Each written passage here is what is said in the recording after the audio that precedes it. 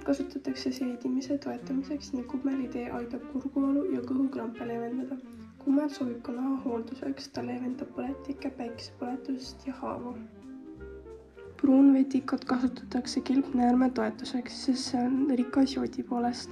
Seda kasutatakse ka immuunsuse tugevdamiseks, seedimise abiks ning ka naha hoolduses.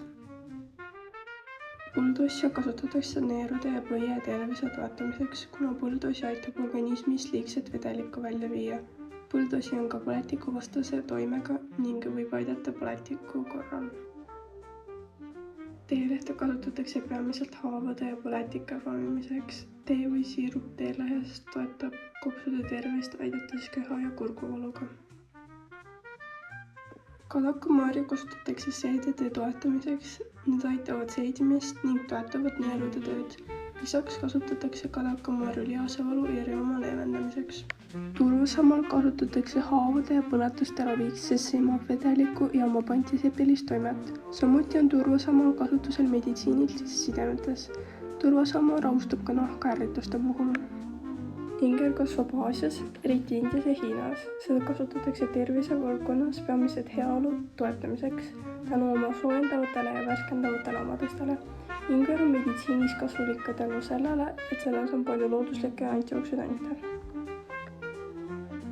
Hibiskus kasvab troopikas üle maailma.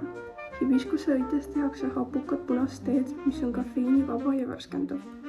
Hibiskust kasutatakse tervisevaldkonnas peamiselt vererõhu toetamiseks ja seedimise kergendamiseks. Eukalüpt on pärit Austraaliast. Seda kasutatakse rahvameditsiinis tänu oma värskele lõhnale, sageli aroomi kujul hingamisteede kergendamiseks.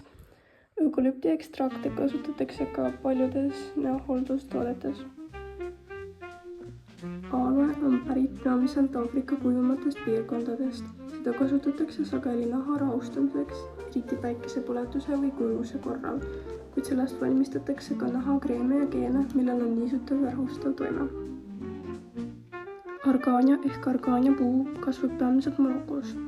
Argaania on kuulus argaaniaõli poolest, mida saadakse selle puu viljade seemnetest. Argaaniaõli kasutatakse rohkelt naha hoolduses, kuna see teeb naha pehmeks ja niisutab. Kaneeli kasutatakse paljudes kultuurides loodusliku ainena, mis aitab võidelda kahjulike infektsioonide ja viiruste vastu. Kaneelil on väga võimas immuunsüsteemi tugevdav toime.